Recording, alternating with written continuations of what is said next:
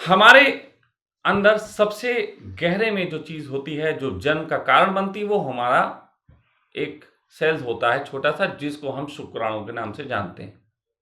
शुक्राणु में पूरे ही हमारी बॉडी का मैप होता है कि हमारी बॉडी कैसी बनेगी और कौन-सा ऑर्गन कैसा बनेगा, कदकाठी कितनी बड़ी होगी, लीवर कितना ताकतवर होगा, हड्डियाँ कितनी मजबूत होंगी, ये सारा कुछ उसमें लिखा होता है। लिखा होता है तो उसके बाद जब वो शरीर में जाता है, तो फिर वो प्रक्रिया बनने की शुरू करते हैं और शरीर का निर्माण होता है, जिसमें हमें बताया गया है कि हमारी बॉडी में बहुत सारे ऑर्गन्स होते हैं। लेकिन आज मैं आपको बता रहा हूँ 4 तरीके के ऑर्गन्स के बारे में, आप आसानी से समझ लें। सबसे पहले होता है हार्ड ऑर्गन।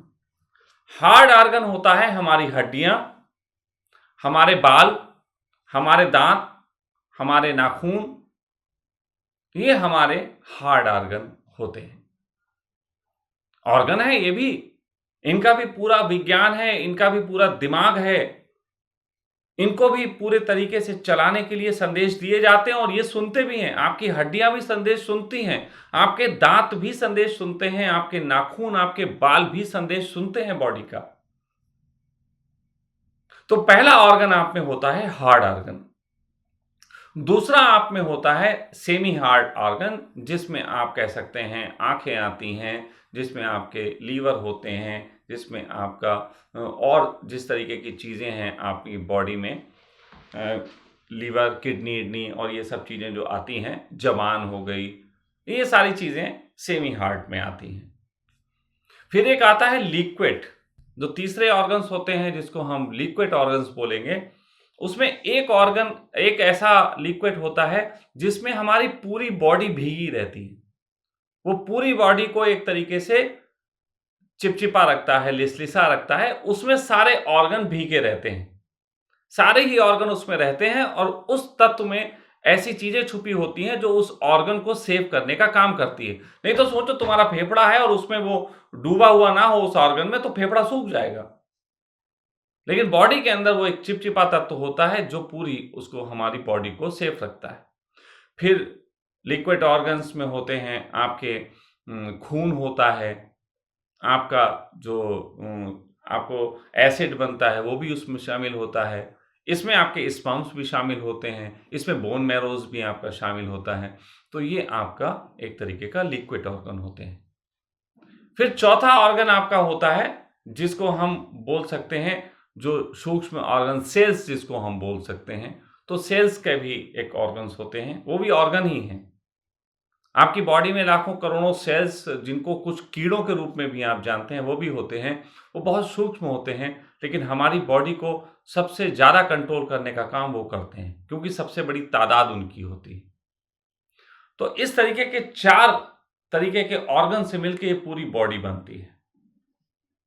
अब इन पूरी बॉडी को कंट्रोल करने के लिए एक कंट्रोलिंग सिस्टम दिया हुआ है जिसको मस्तिष्क कहते हैं।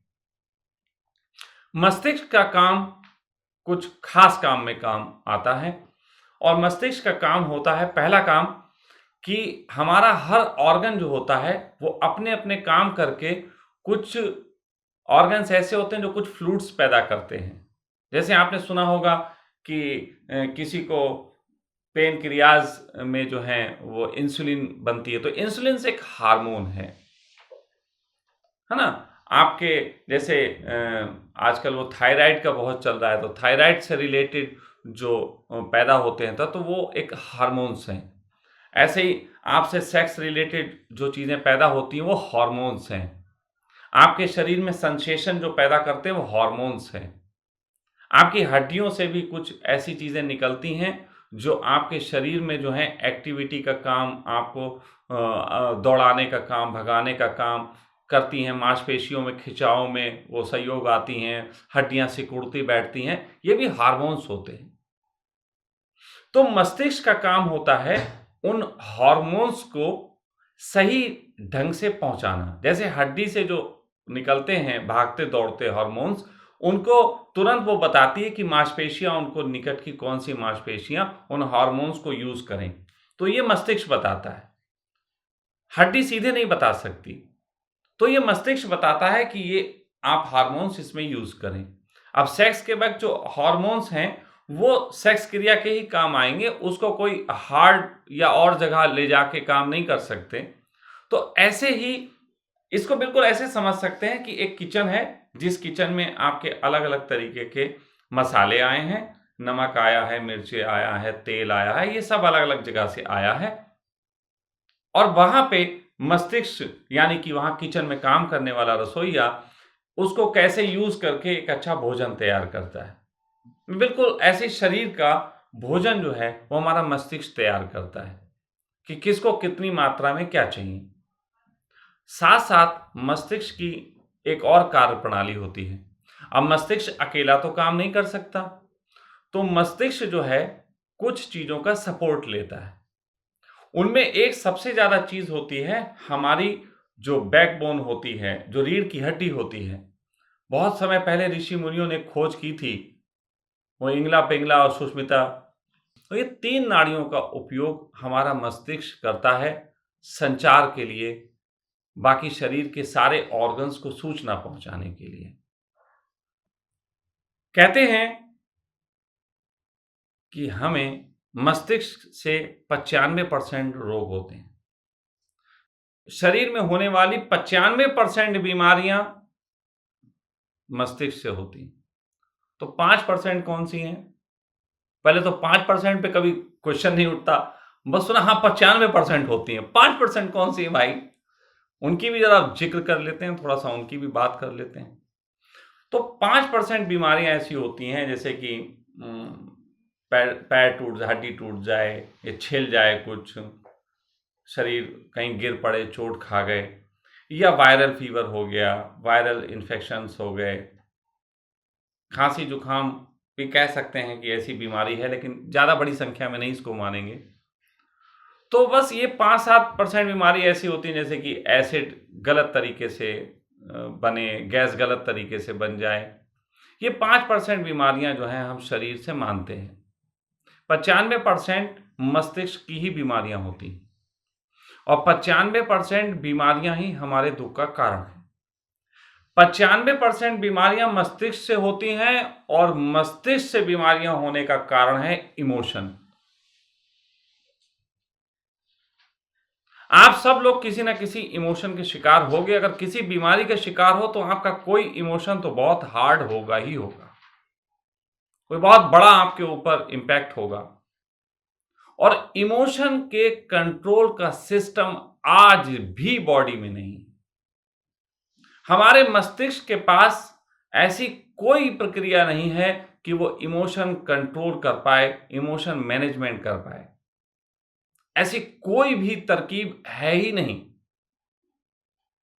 तो जितना आप इमोशन में पड़ेंगे, जो व्यक्ति जितना इमोशनल होगा उतना ज्यादा बीमारियों से ग्रसित होगा। आप किसी भी इमोशनल व्यक्ति को उठा लीजिए, जो कि लगभग सब थोड़े बहुत तो हैं, लेकिन कुछ ज्यादा भी होते हैं, आपको पता है। जो जितना ज्यादा इमोशनल होगा और विलासिता में पड़ा होगा, विलासिता भी इमोशन का ही हिस्सा है, विलासिता। तो उस विलासिता से और इमोशन से हमने अपनी जीवन क्रिया को ऐसे बनाया है कि हमारा मस्तिष्क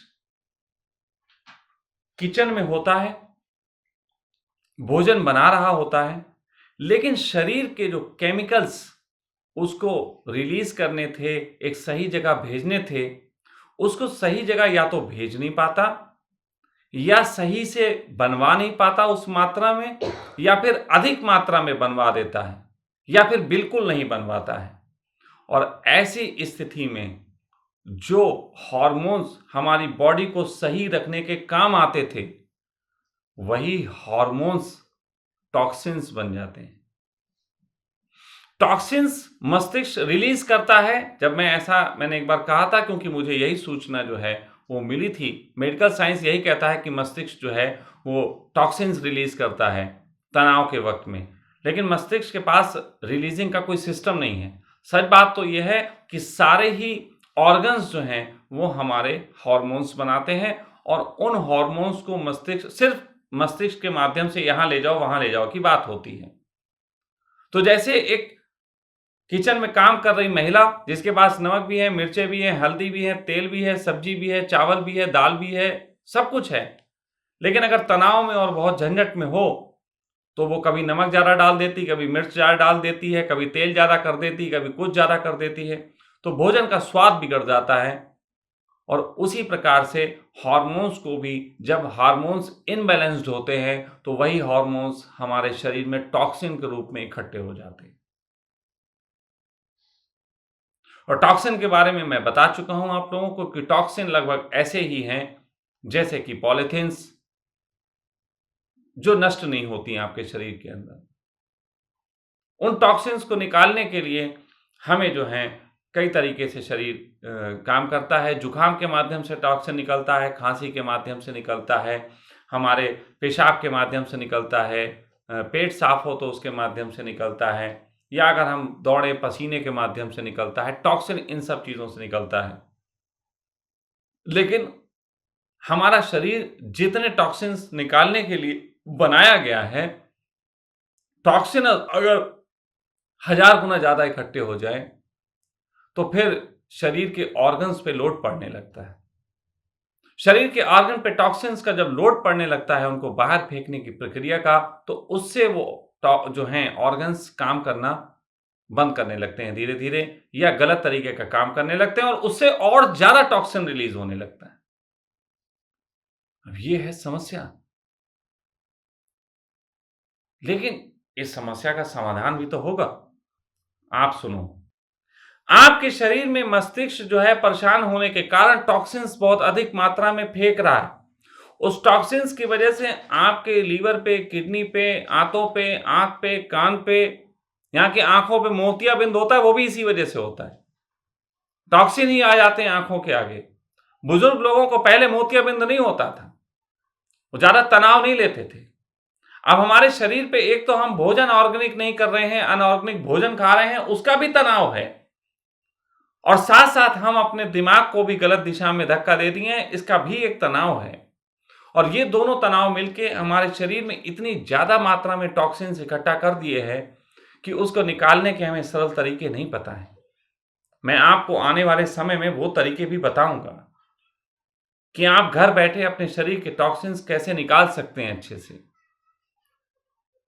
लेकिन उससे पहले मैं ये बताना चाहूँगा कि अगर हम मस्तिष्क को अच्छे से शांत कर लेते हैं और दूसरी तरफ टॉक्सिन्स को निकालने के उपाय कर लेते हैं, तो एक तरफ टॉक्सिन्स निकले ज़्यादा मात्रा में और दूसरी तरफ मस्तिष्क शांत हो, आनंदित हो, तो मस्तिष्क आपके शरीर में चाहे कैंसर ही क्यों ना बन गया हो, आपका मस्तिष्क ऐसे हार्मोन्स रिलीज़ करेगा कि वो हार्मोन्स जो हैं, वो फिर से जो कैंसर हो गया है, जो गाँठें हो गई हैं, जो और चीज़ें हो गई हैं, उनको फिर से रिपेयर कर देगा।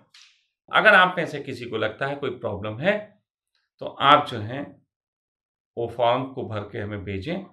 हम कोशिश करेंगे कि आप लोगों के लिए उस पे बेस्ट एडवाइस, बेस्ट थेरेपीज़ क्या हो वो हम आपको बता सकें। आपके पास आपके संबंध भी होंगे, आपके सब कुछ आपके निकट होगा, लेकिन उसमें होने वाले तनाव नहीं होंगे। प्रणाम। हमारे अभियान ऑर्गेनिक क्रांति और सखा ऑर्गेनिक हॉस्पिटल को समझने के लिए हमसे जुड़े रहें।